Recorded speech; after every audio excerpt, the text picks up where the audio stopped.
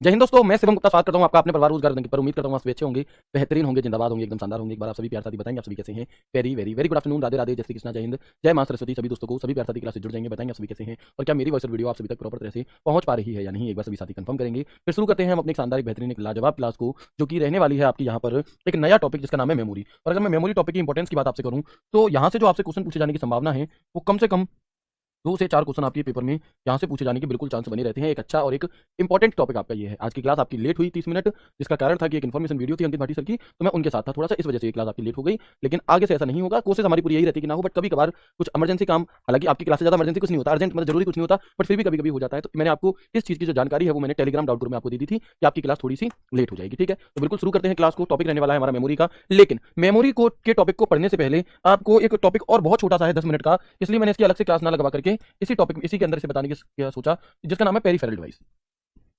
Peripheral devices कई बार आप लोगों ने सुना होगा या नहीं सुना, तो आप देखेंगे कभी कभी आपसे पेरिफेरल डिवाइसेस के बारे में पूछ लिया जाता है कि आखिर क्या होती है पेरिफेरल डिवाइसेस। अब अगर मैं यहाँ पे एक अलग चैप्टर बनाता और वो 10 मिनट की उसमें क्लास होती 15 मिनट की, तो उसका कोई अर्थ नहीं था, है ना। चलो आगे बढ़ते हैं और देखते हैं यहाँ पर क्या कि क्या होती है पेरिफेरल डिवाइस। तो बहुत आसान शब्दों में अगर मैं आपको बताऊं तो वे उपकरण जो कंप्यूटर से आंतरिक या बाहरी तौर पर अलग से जोड़े जाते हैं, वे क्या होते हैं हमारे, वे हमारी पेरिफेरल डिवाइसेस होते हैं। कैसे समझो। पेरिफेरल डिवाइस एक कंप्यूटर डिवाइस होती है, जैसे कीबोर्ड है, स्कैनर है, ये सभी डिवाइसेस कंप्यूटर का हिस्सा नहीं होती, ये कंप्यूटर की सहायक यानी कि ऑक्सिलरी डिवाइस होती है। यानी कि जितनी भी पेरिफेरल डिवाइस है ये कंप्यूटर का हिस्सा नहीं है, इन्हें अलग से जोड़ा जा रहा है। जैसे कंप्यूटर तो सीपीयू अपने आप में, अब माउस अलग से जोड़ रहे हो पीछे से तार लगा के, मॉनिटर अलग से जोड़ रहे हो, प्रिंटर अलग से जोड़ रहे हो, कीबोर्ड अलग से जोड़ रहे हो, स्कैनर अलग से जोड़ रहे हो, तो जितने भी उपकरण आप अपने सीपीयू से अलग से जोड़ रहे हो बाहर से, वे सभी के सभी हमारे पेरिफेरल होते हैं। कौन सी होती हैं, वे सभी के सभी हमारी पेरिफेरल डिवाइसेस होती हैं। लेकिन इसमें भी कुछ अलग अलग तरीके से इन्हें बांटा गया है। जैसे कि परिधीय उपकरण यानी कि पेरिफेरल डिवाइसेस गैर आवश्यक हार्डवेयर घटक हैं जो आमतौर पर सिस्टम से बाहरी रूप से जुड़े होते हैं। ठीक है, बाहरी रूप से जुड़े होते हैं। आप देखेंगे keyboard, scanner, mouse, joystick, microphone, speaker, चाहे वो आउटपुट हो उपकरण या इनपुट हो, लेकिन अगर वो बाहर से जुड़ा है तो वो पेरिफेरल है। चाहे वो प्रिंटर हो चाहे वो कीबोर्ड हो, बाहर से दोनों जुड़े हैं तो दोनों ही क्या है, हमारे पेरिफेरल डिवाइसेस के उदाहरण होते हैं। अब बात आती है टाइप ऑफ पेरिफेरल डिवाइसेस। तो यहाँ पर दो आधार पर इसे बांटा जाता है ना, दो प्रकार में इन्हें बांटा जाता है। एक तो बेस्ड ऑन इंस्टॉलेशन की स्थापना के आधार पर, और एक होता है बेस्ड ऑन फंक्शन की उनके फंक्शन के आधार पर। तो जब हम पहले बात करते हैं इंस्टॉलेशन के आधार पर यानी कि स्थापना के आधार पर, तो स्थापना के आधार पर दो प्रकार के होते हैं पेरिफेरल डिवाइस। एक तो होती है इंटरनल पेरिफेरल यानी कि वे जो सीपीयू के भी अंदर जोड़ी जा रही हैं। ठीक है, जैसे कि वे पेरिफेरल डिवाइस जो आंतरिक रूप से कंप्यूटर सिस्टम में स्थापित या जुड़े होते हैं, आंतरिक पेरिफेरल डिवाइस कहलाते हैं। उनके नाम से ही पता चल जा रहा है कि भैया इंटरनल पेरिफेरल यानी कि आंतरिक पेरिफेरल, इंटरनल यानी कि अंदर, तो वे डिवाइसेस जो अंदर होती हैं आपकी, जैसे कि सीडी, डीवीडी, रोम, है ना, इंटरनल मॉडम, वीडियो कार्ड होता है आपका, साउंड कार्ड होता है, तो ये आपकी जितनी भी चीजें होती हैं ये हमारी सीपीयू के अंदर जुड़ी हुई होती हैं, इसलिए इसे हम इंटरनल पेरिफेरल कहते हैं। एक्सटर्नल पेरिफेरल में हर वह उपकरण जो बाहरी तौर से कंप्यूटर से जुड़ा जाता है, चाहे वो कीबोर्ड हो, माउस हो, स्कैनर हो, आपका माइक हो या फिर वेब कैमरा हो, कोई भी XYZ, वो हमारा क्या होगा, तो वो हमारा एक्सटर्नल पेरिफेरल है। तो वे पेरिफेरल डिवाइस जो बाहरी रूप से कंप्यूटर सिस्टम में स्थापित या जुड़े होते हैं, बाहरी पेरिफेरल डिवाइस कहलाते हैं। जैसे कि कीबोर्ड, जैसे कि माउस, जैसे कि हार्ड डिस्क, जैसे कि प्रिंटर, जैसे कि प्रोजेक्टर, जैसे कि स्पीकर, सब कुछ चाहे वो इनपुट हो या आउटपुट हो, वो एक्सटर्नल पेरिफेरल की श्रेणी में आपका आएगा। अब ये तो हो गया बेस्ड ऑन इंस्टॉलेशन, है ना। आप देख सकते हैं इंटरनल पेरिफेरल कौन से हैं, जो सीपीयू को आप खोलकर देखते हो ना, तो उसमें जो लगे होते हैं, रैम हो गई, रोम हो गई, सीडी, डीवीडी ड्राइवर हो गया, साउंड कार्ड हो गया, वीडियो कार्ड हो गया, ये चीजें, है ना। ठीक है, चलो एक्सटर्नल पेरिफेरल जो बाहर से जुड़े होते हैं, जैसे कि ये सभी के सभी। ठीक है ना, तो ये हमारे क्या है, वेबकैम वगैरह, ये हमारे एक्सटर्नल पेरिफेरल के उदाहरण होते हैं। बताएं क्या यहाँ तक की बात आप सभी को समझ में आ गई, है ना। सर अमर सर तो सुन नहीं रहे, भैया इन भैया की बात सुनो और इनकी जो पीडीएफ है उसे अपलोड कराओ। नोट्स वही बने जो है आप हैंड, हाँ नोट्स आपको बिल्कुल वही बनाने हैं और कुछ नहीं। बाकी आप चाहो तो अपनी सुविधा के अनुसार अपनी भाषा में शॉर्ट कर सकते हो, शॉर्ट नोट्स बना सकते हो, जिससे कि आपको जल्दी समझ में आ जाए और कम समय में आप रिवीजन कर सको। तो इतनी बात आपको समझ में आई। दूसरा होता है बेस्ड ऑन फंक्शन यानी कि कार्य के आधार पर। तो ये 3 प्रकार के होते हैं। एक तो होता है इनपुट पेरिफेरल डिवाइस। अब ये कुछ और नहीं है, ये सभी के सभी हैं इनपुट डिवाइसेस ही, बस नाम जुड़ गया इनपुट पेरिफेरल। अगर आपसे पूछा जाए कि कीबोर्ड किस प्रकार की डिवाइस है, तो इनपुट पेरिफेरल है या फिर आउटपुट पेरिफेरल है, तो आप कहेंगे ये एक इनपुट पेरिफेरल है। ठीक है, तो जिन पेरिफेरल डिवाइस का उपयोग कंप्यूटर प्रणाली में डेटा को सेंड करने के लिए किया जाता है, कंप्यूटर प्रणाली में डेटा को सेंड करने के लिए किया जाता है, उन्हें इनपुट पेरिफेरल आपका कहा जाता है। और इसके उदाहरण कौन से हैं, तो जितने भी इनपुट डिवाइसेस हैं, जितनी भी इनपुट डिवाइसेस हैं, वे सभी की सभी क्या होती हैं हमारी, वे सभी की सभी इनपुट पेरिफेरल डिवाइसेस का उदाहरण होती है। ठीक है, इसके अलावा आउटपुट पेरिफेरल क्या है, तो वे पेरिफेरल डिवाइस जिनका उपयोग कंप्यूटर सिस्टम से डेटा प्राप्त करने के लिए, कंप्यूटर सिस्टम को डेटा देना है तो इनपुट, और कंप्यूटर सिस्टम से डेटा लेना है तो आपका आउटपुट। ठीक है, तो इन सभी को हम आउटपुट पेरिफेरल कहते हैं। उदाहरण के तौर पर इनपुट पेरिफेरल के उदाहरण कौन से हो गए, तो जितने भी इनपुट डिवाइस थी, चाहे वो माउस हो, चाहे वो कीबोर्ड हो, चाहे वो MICR हो, ये सभी के सभी, है ना। लेकिन अगर मैं आउटपुट पेरिफेरल की बात आपसे करूं तो आप कहेंगे मॉनिटर, प्रिंटर, स्पीकर, ETC। ठीक है जी। तीसरा जो होता है वो होता है आपका स्टोरेज, है ना। तीसरा जो होता है आपका वो होता है स्टोरेज पेरिफेरल, जो टॉपिक भी हम आज की क्लास में शुरू करने वाले हैं मेमोरी का। तो स्टोरेज पेरिफेरल कौन से हैं कि वह पेरिफेरल डिवाइस जो कंप्यूटर द्वारा दिए गए डेटा को स्टोर करने के लिए उपयोग किए जाते हैं, उन्हें स्टोरेज पेरिफेरल कहा जाता है। तो ये आप देख सकते हैं ओवरऑल ये आपके सब तरीके के क्या है आपके यहाँ पर इनपुट, ये पेरिफेरल डिवाइसेज हैं, चाहे वो इनपुट भी हो सकते हैं वो आउटपुट भी आपके हो सकते हैं। क्लियर है। तो ये आपका जो पेरिफेरल डिवाइस के बारे में थोड़ी जानकारी आपको देनी थी वो हमने यहाँ पर आपको दे दी। उम्मीद करता हूँ आपको सभी चीजें समझ में आ चुकी होंगी। अगर आ गई हैं तो एक बार यस करके मुझे बता देंगे, है ना। Very good. नहीं ऐसा नहीं है, है ना। ऐसा इसलिए नहीं है क्योंकि ये इनपुट आउटपुट डिवाइस मैं आपको ऑलरेडी पढ़ा चुका हूं, तो यहां पर फिर बहुत ज्यादा समय देने से कोई फायदा नहीं है, ठीक है, इस वजह से। बहुत बढ़िया।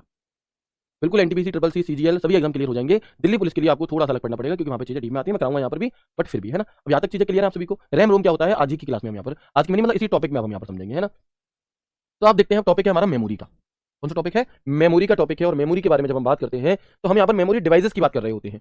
अच्छा, मेमोरी की आवश्यकता क्यों पड़ी, तो आपने देखा कि जब आप लोगों की क्या हो जाएगी, जब आप लोगों की नौकरी लगेगी, जब तुम ज्वाइनिंग पे जाओगे तो हो सकता है कि तुम अपने घर पे कोई प्रोग्राम कराओ, है, रिश्तेदारों को बुलाओ, फिर वहाँ पे फोटो वोटो खिंचाओ, है, या फिर जागरण कराओ माता रानी का, या फिर तुम्हारी जब शादी होगी तो तुम जब अपने भैया क्या है जितने भी मूवमेंट होते हैं उन सभी को हम क्या करते हैं कैच करने की कोशिश करते हैं भविष्य में देखने के लिए। तो जो डेटा है आपका, जो फोटो जो वीडियो है, उन्हें भविष्य में देखने के लिए स्टोर करना पड़ेगा। तो स्टोर करने के लिए हमें कहीं ना कहीं क्या चाहिए, हमें स्टोरेज डिवाइस चाहिए। तो वही यहाँ पर हम मेमोरी में बात करते हैं। तो मेमोरी डिवाइस का काम क्या होता है, डेटा या सूचना को स्टोर करके रखने के लिए जिन उपकरणों का प्रयोग किया जाता है उन उपकरणों को ही मेमोरी डिवाइस कहते हैं, ठीक है। तो the devices which are used to store data और information are called memory devices. Computer जो होता है हमारा वो केवल बाइनरी भाषा समझता है। कौन सा भाषा समझता है, जो कंप्यूटर होता है हमारा वो केवल और केवल बाइनरी लैंग्वेज को ही समझता है, बाइनरी यानी कि 0 और 1, ठीक है। बाइनरी भाषा 0 1 के फॉर्म में होती है, अतः कंप्यूटर केवल 2 अंक को ही समझता है। हम जो भी कंप्यूटर में काम करते हैं वह कंप्यूटर की मेमोरी में किस रूप में सेव होता है, बाइनरी स्वरूप में सेव होता है। ये क्वेश्चन भी आपसे पूछा जा सकता है, ठीक है। चलेंगे इसके बाद आप आगे बढ़ेंगे और सबसे इंपॉर्टेंट चीज पढ़ेंगे जहां से क्वेश्चन आपसे पूछा जाता है, तो वो है आपका यूनिट ऑफ मेमोरी। क्या है, मेमोरी की इकाइयां यानी कि यूनिट्स ऑफ मेमोरी। यहां से हम शुरू करेंगे अपने चैप्टर को, यूनिट्स ऑफ मेमोरी, ठीक है। बहुत बढ़िया। तो अब आप यहाँ पर जो आपको याद करने योग्य चीज है वो आप देखेंगे कि मेमोरी की जो सबसे छोटी यूनिट होती है, मेमोरी की जो सबसे छोटी यूनिट होती है उसे क्या कहा जाता है, तो मेमोरी की सबसे छोटी यूनिट को बिट कहा जाता है। क्या, बिट। और जो एक बिट होती है ये किससे मिलकर बनती है, तो अभी मैंने बताया कि कंप्यूटर हमारा सिर्फ एक ही लैंग्वेज समझता है, बाइनरी, जिसमें 0 और 1 दो ही अक्षर होते हैं, है ना, जिसमें 0 और 1 सिर्फ और सिर्फ दो ही अक्षर आपके होते हैं। तो आप देखेंगे कि एक बिट किससे मिलकर बनता है, मेमोरी की जो सबसे छोटी इकाई है वो एक बिट दो बाइनरी डिजिट 0 और 1 से मिलकर के बनती है। किससे, टू बाइनरी डिजिट। इसे अगर मैं हिंदी में बोलूं तो दो आधारी अंकों से मिलकर के ये आपकी बनती है टू बाइनरी डिजिट, ठीक है। अब बिट से बड़ी जो यूनिट होती है वो होती है निबल। कौन सी, बिट से बड़ी जो आपकी यूनिट होती है वो होती है निबल। और निबल किससे मिलकर बनती है, तो 4 बिट, ये जो 4 बिट है ना, ऐसी जब 4 बिट मिल जाएंगी तो एक निबल बनता है। तो क्या बनता है आपका, तो एक निबल बनता है, ठीक है। और ऐसी ऐसी 8 बिट मिलकर के एक बाइट बनाती है। क्या बनाती है, एक बाइट बनाती है। यहां से क्वेश्चन पूछा जाता है आपसे कि बताओ एक बाइट में कितने बिट होते हैं, 2 4 6 8, तो आप कहेंगे एक बाइट में 8 बिट होते हैं। एक निबल में कितने बिट होते हैं, तो हम कहेंगे एक निबल में आपके टोटल 4 बिट होते हैं। कितने, 4 बिट आपके होते हैं। अभी आपको खटरे लग रहा होगा, लेकिन अभी जब ये क्लास खत्म होगी तो ये सभी चीजें आपकी उंगलियों पर डांस कर रही होंगी, ठीक है। एक बाइट हमारा 8 बिट से तो मिलकर बनता ही है। साथ ही साथ एक चीज देखो कि अगर एक निबल बराबर 4 बिट, तो क्या मैं ये कह सकता हूं कि एक बाइट बराबर 2 निबल, बिल्कुल कह सकते हैं जी, है ना, बिल्कुल कह सकते हैं। आप बैंकिंग की तैयारी कर रहे हैं, इतनी मैथ्स तो आपकी स्ट्रॉन्ग है ही है, ठीक है जी।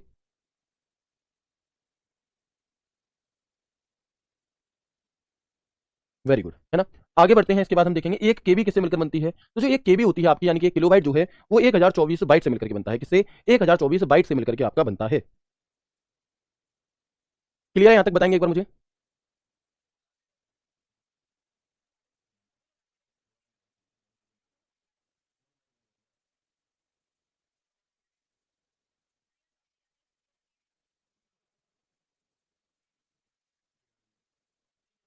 देखेंगे कि जो एक केबी होती है हमारी, एक केबी की फुल फॉर्म एक किलोबाइट होती है। और एक केबी हमारी किससे मिलकर के बनती है, तो 1024, जब ये जो बाइट थी ना, ये वाली बाइट, जब ऐसी 1024 बाइट मिल जाएंगी तो एक केबी बनेगी।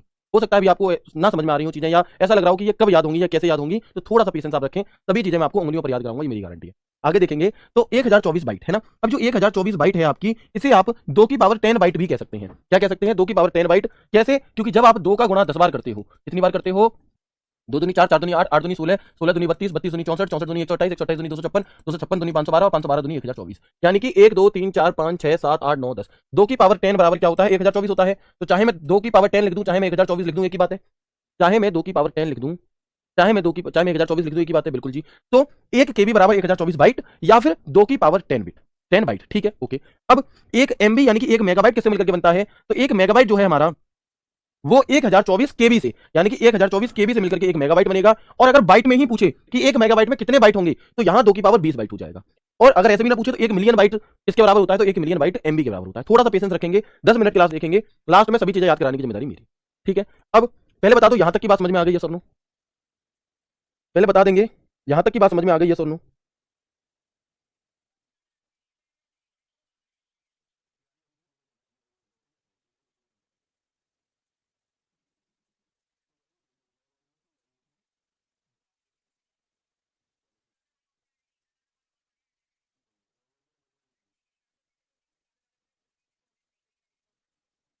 चलो, है ना। अब हम आगे बढ़ते हैं और यहां पर हम देखेंगे कि 1 जीबी बराबर, अब जीबी की फुल फॉर्म क्या है, तो जीबी की फुल फॉर्म होती है गीगाबाइट। ठीक है, और 1 जीबी किससे मिलकर बनता है, तो 1024 एमबी से। अब एक बार ऐसे बस सुनते चले जाओ। एक टीबी बराबर, एक टीबी का मतलब होता है टेराबाइट, और टेराबाइट किससे मिलकर बनता है, 1024 जीबी से। एक पीबी यानी कि पेटाबाइट, पेटाबाइट किससे मिलकर बनता है, 1024 टीबी से। एक ईबी यानी कि एक्साबाइट, और एक ईबी किससे मिलकर बनता है, तो 1024 पेटाबाइट से। एक जेडबी यानी कि जेटाबाइट, और जेडबी किससे मिलकर बनता है आपका, तो 1024 एक्साबाइट से। अब एक चीज आपने नोटिस की कि ये जितनी भी चीजें हैं आपकी, ये जितने भी यूनिट्स हैं, ये अपने से पीछे वाले से मिलकर बन रही हैं। पीबी एक एक एक पीबी किससे मिलकर बनेगी, तो पीछे वाले 1024 टीबी से। ऐसे ही एक योटाबाइट किससे मिलकर बनता है, तो 1024 जेटाबाइट से मिलकर बनता है। एक ब्रोंटाबाइट किससे मिलकर बनेगा, तो 1024 योटाबाइट से मिलकर के बनेगा। और एक जियोबाइट किससे मिलकर के बनता है, तो एक जियोबाइट आपका 1024 ब्रोंटाबाइट से मिलकर के बनता है। कोई बात नहीं है, नहीं बिल्कुल दिमाग में घुसा, मैं बैठा हूं, परेशान मत हो। ठीक है, अच्छा एक चीज आपने नोटिस करी कि यहां पर 2 की पावर 10, 2 की पावर 20, 2 की पावर 30 ये बढ़ता चला जाएगा। अब आपको ये सभी चीजें याद कैसे करनी है, तो देखो सबसे पहले आपको कुछ याद नहीं करना, किसमें कितने केबी हैं, किसमें कितने एमबी, कुछ याद मत करो। आप सिर्फ और सिर्फ इनका सीक्वेंस याद कर लो। जैसे हमें याद होता है सेकंड, मिनट, घंटे, या फिर वजन की अगर हम बात करें तो ग्राम, फिर किलोग्राम, है ना। फिर आपका क्या होता है कुंटल, फिर टन, ऐसे करके आती है आपके क्रम। तो बिल्कुल उसी प्रकार से याद कैसे होंगे मैं बताता हूं। आप क्या करो, यहाँ पे सबसे छोटी यूनिट को याद करो। सबसे छोटी यूनिट कौन सी है, बिट। बिट के बाद नाम कौन सा था, निबल। बिट के बाद था आपका नाम निबल। निबल के बाद क्या नाम था, तो निबल के बाद आता है बाइट। बाइट के बाद क्या आता है, तो हम कहेंगे केबी। केबी के बाद क्या आता है, तो हम कहेंगे एमबी। एमबी के बाद क्या आता है, तो हम कहेंगे जीबी। जीबी के बाद क्या आता है, तो टीबी। टीबी के बाद क्या आता है, तो पीबी। तो जनरली तो जो नॉर्मल क्वेश्चंस पूछे जाते हैं, तो वो इतने में से पूछ लिए जाते हैं। लेकिन मैं आपको एक्स्ट्रा चीजें कराकर चल रहा हूं, यानी कि कंप्लीट इन्फॉर्मेशन देकर चल रहा हूं कि अगर एग्जामिनर थोड़ा सा लेवल को अप भी करे तो भी आपको चिंता मतलब दिक्कत ना हो और आप पढ़ कर सको उन सभी चीजों को। ठीक है, तो हमने यहाँ पर क्या देखा, सबसे छोटी यूनिट बिट, निबल, बाइट, केबी, एमबी। अब ये क्या है, ये कुछ और नहीं है, ये जो मैंने यहाँ पर लिखी है वही चीजें तो हैं आपकी। ठीक है, तो आप देखेंगे पीबी के बाद क्या है आपका, पीबी के बाद आपका ईबी है, यानी कि एक्साबाइट है। ईबी के बाद क्या है हमारा, जेटाबाइट है। जेटाबाइट के बाद क्या है हमारा, तो हम कहेंगे आपका योटाबाइट है ना। इससे बड़ा कौन सा, योटाबाइट। और योटाबाइट से बड़ा कौन सा हमारा, तो हम कहेंगे ब्रोंटाबाइट है। कौन सा है, ब्रोंटाबाइट। और ब्रोंटाबाइट से भी बड़ा होता है सबसे लास्ट का जियोबाइट। तो आपको सिर्फ और सिर्फ ये सीक्वेंस याद कर लेना है। और ये याद कैसे होगा, तो ये 2 से 3 बार जब आप लिख करके देखोगे बार बार बार बार, तब याद हो जाएगा। बाकी जब सवाल आता है तो ऑप्शन एलिमिनेशन के जरिए आप चीजें अच्छे से कर लेते हो। अब ये हो गया। अब एक बिट, एक निबल, एक बाइट, एक केबी, एक एमबी, एक जीबी, एक टीबी, एक पीबी, एक ईबी, एक जेटाबाइट, एक योटाबाइट, एक ब्रोंटाबाइट, एक जियोबाइट किससे मिलकर बनता है। अब आ जाते हैं देखो, तो जो सबसे पहला वाला है ये याद रखना पड़ेगा कि एक बिट आपका 0 और 1 से मिलकर के बनता है, कोई दिक्कत नहीं है। एक निबल ऐसी 4 बिट जब मिलेंगी तब मिलकर बनेगा, कोई भी दिक्कत नहीं है। एक बाइट ऐसी 8 बिट मिलकर बनेंगी तब बनेगा, या फिर ऐसी 2 निबल मिलेंगी मिलकर के तब बनेगा। बस इतना सा याद रखना है। अब क्या होगा, अब कुछ नहीं करना आपको, 1024 का सिलसिला चालू कर दो। वो गाना सुना है तुमने, सिलसिला ये चाहत का ना मैंने रुकने दिया ओ पिया है। आप कहेंगे सर कौन कौन से गाने, कौन कौन सी फिल्म बताते रहते हैं, पता नहीं, देखेंगे आप। अब बात आ जाती है एक केबी किससे मिलकर बनाए, तो यहां से सिलसिला 1024 का चालू है, यानी कि इससे ठीक पीछे वाले से। तो एक केबी किससे मिलकर बनेगा, 1024 बाइट से। ठीक है, इसके बाद एक एमबी किससे मिलकर बनेगा, तो 1024, और एमबी है तो किससे मिलकर बनेगा, पीछे वाले से, केबी से। एक जीबी किससे मिलकर बनेगा, तो नंबर यही रहेगा 1024, ठीक पीछे वाले से, एमबी से। एक टीबी किससे मिलकर बनेगा, 1024, ठीक पीछे कौन आ रहा है, जीबी, जीबी से। एक पीबी किससे मिलकर बनेगा, 1024 पीछे वाला टीबी से। एक ईबी किससे मिलकर बनेगा, 1024 ठीक पीछे वाला पीबी से। एक जेटाबाइट किससे मिलकर बनेगा आपका, तो 1024 और ठीक पीछे क्या है, ईबी, इससे। एक योटाबाइट किससे मिलकर बनेगा, 1024 जेटाबाइट से। एक ब्रोंटाबाइट किससे मिलकर बनेगा, 1024 योटाबाइट से। और एक जॉबाइट आपका किससे मिलकर बनेगा, तो 1024 ब्रोंटाबाइट। ठीक है, क्लियर है। अब इसके अलावा एक और चीज मैंने आपको बताई थी 2 की पावर वाली, तो मैंने आपको बताया था कि जो एक केबी है इसे आप 2 की पावर 10 बाइट भी कह सकते हैं। ठीक है, एक एमबी को क्या कह सकते हैं, तो यहां पे पावर बढ़ा दो, 2 की पावर 20 बाइट कह सकते हैं। एक एमबी को, एक जीबी को हम यहाँ पर 2 की पावर 30 बाइट कह सकते हैं। एक टीबी को हम यहाँ पर 2 की पावर 40 बाइट कह सकते हैं। एक पीबी को हम यहाँ पर 2 की पावर 50 बाइट कह सकते हैं। एक ईबी को हम यहाँ पर 2 की पावर 60 बाइट कह सकते हैं। एक जेडबी को हम यहाँ पर 2 की पावर 70 बाइट कह सकते हैं। एक योटा बाइट को 2 की पावर 80 बाइट के बराबर कहा जा सकता है। एक ब्रोंटा बाइट 2 की पावर 90 बाइट्स होती है, और एक जियो बाइट आपकी 2 की पावर 100 बाइट होती है।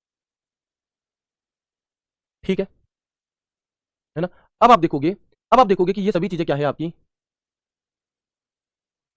बहुत बढ़िया, है ना। तो क्लियर है आपको, ठीक है, तो कोई ट्रिक आपको याद करने की जरूरत नहीं है बिना मतलब में। कई बार क्या होता है कि ट्रिक कॉम्प्लिकेटेड हो जाती है, या ट्रिक अगर थोड़ी सी फिसल गई दिमाग से तो गड़बड़ हो जाती है। सीधा सीधा कोई बहुत कठिन चीज नहीं है कि इसमें भी तुम ट्रिक लगाओगे और दुनिया भर की चीजें लगाओगे, बहुत आसान तरीके से आप इसे याद कर सकते हैं। कैसे कि एक बिट किससे मिलकर बनेगी, 2 बाइनरी डिजिट 0 और 1 से। एक निबल किससे मिलकर बनेगा, 4 बिट ठीक पीछे वाले से। एक बाइट किससे मिलकर बनेगी, तो या तो 8 बिट से या फिर 2 निबल से। एक केबी किससे मिलकर बनेगा, 1024 बाइट से। और इस 1024 को हम क्या कह सकते हैं, 2 की घात 10 बाइट, क्योंकि जब आप 2 का गुणा 10 बार करते हैं, 2 4 8 16 32 64 128 256 512 1024, तो वो कितना होता है आपका, 2 की पावर 10 होती है। फिर ये सिलसिला 1024 का चालू हो जाएगा, ठीक पीछे वाले को आपको रखते जाना है और करते जाना है। तो ये थी आपकी यहाँ पर यूनिट ऑफ मेमोरी, है ना, ये आपका टॉपिक था यूनिट ऑफ मेमोरी। और यहाँ से क्वेश्चन आपसे 110% पूछा ही पूछा जाएगा। एक क्वेश्चन आपका यहाँ से बनेगा, तो इसे आपको बहुत अच्छी तरह से क्या करना है, याद कर लेना है। अगर आपसे पूछा जाए कि कंप्यूटर में मेमोरी की सबसे छोटी यूनिट कौन सी होती है, तो आप कहेंगे अभी अभी हमने यहाँ पर पढ़ा कि जो सबसे छोटी है वो है बिट, और जो सबसे बड़ी है वो कौन सी हमारी, तो वो है हमारी यहाँ पर जियोप बाइट। ठीक है जी, वेरी गुड। ये 1024 ही क्यों होता है, 1000 भी तो हो सकता था, नहीं, क्योंकि 2 का गुणा हो रहा है आपका कितनी बार, 2 का गुणा 10 बार हो रहा है, तो 1024 आता है उससे। ठीक है, बिल्कुल, है ना। तो अब आपकी दूसरी क्लास का टाइम हो रहा है, तो आज की क्लास को फिर हम यहीं तक रखते हैं।